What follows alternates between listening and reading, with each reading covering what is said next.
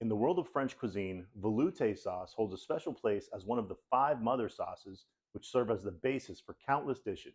Veloute, meaning velvety in French, is characterized by a rich flavor and smooth texture, making it a versatile sauce for many dishes. My name's Chef Jeremy with Lineage Culinary, and today we're making veloute sauce.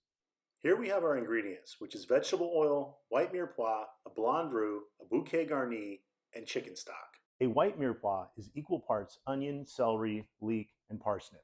You can also use a standard mirepoix, which is 2 parts onion to 1 part carrot and 1 part celery. Much of cooking begins with aromatic vegetables. In French cooking, we use white mirepoix or standard mirepoix.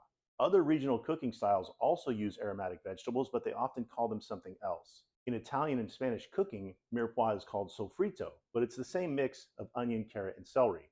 The ingredients may also vary by what grows in the region. Cajun Holy Trinity is onion, celery, and bell pepper, because carrots don't grow well in the swampy regions of coastal Louisiana.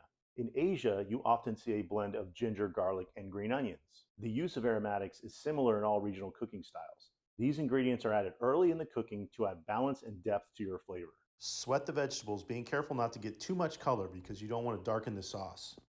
Add your roux and bring to heat while stirring well. So let's talk about roux. To thicken the sauce, we want to add starch in the form of flour to the liquid. Sounds easy enough, right?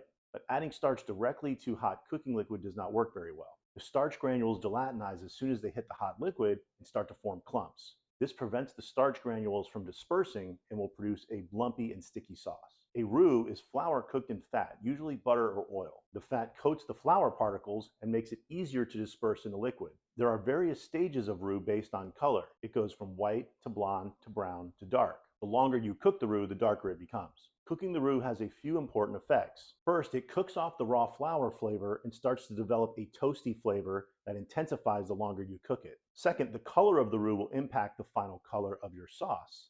That's why you want to use a white roux for a light colored sauce like bechamel and a dark roux for sauce espagnole, which is a brown sauce. And finally, the heat causes the starch chains to break up into smaller chains.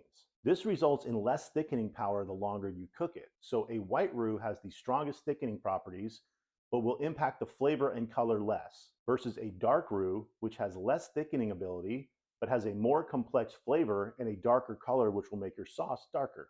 Add hot stock, a ladle at a time, while stirring well with a wire whip. Continue to add 1 ladle at a time and stir well. This will make sure you break up any lumps and you have a nice smooth sauce.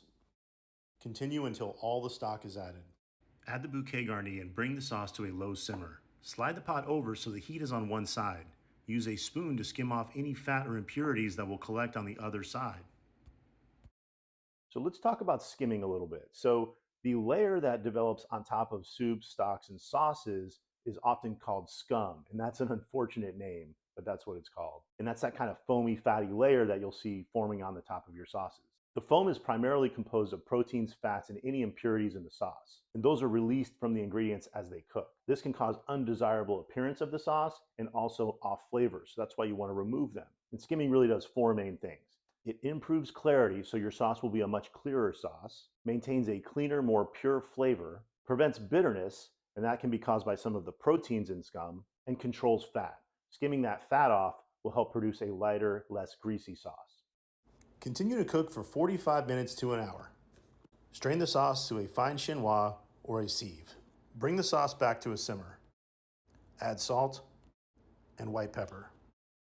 So how do you know when your sauce is done? So there's a visual cue and a texture cue by tasting. The visual cue we're looking for is nappe consistency. And that means when you put the spoon in the sauce and lift it up, the sauce will coat the back of the spoon, but it's thick enough so that when you run your finger along the spoon, there will be a line that does not run back together. So that is a very good visual cue. You also want to taste the sauce. Place a small amount of sauce on your tongue and press it up against the roof of your mouth. It should not be tacky, grainy, or gluey. It should be smooth and velvety. Remember, veloute is the French word for velvet. So that's what we're going for here. So that's sauce veloute. Now this is a very versatile sauce. You can use it as is, but really it's very useful in adding other ingredients and making different sauces out of veloute. And we have a list of those sauces on our website. I hope you enjoyed the video. If you did, please like, share, and subscribe. We'd love to hear from you in the comments. My name's Chef Jeremy with Lineage Culinary, and thank you for watching.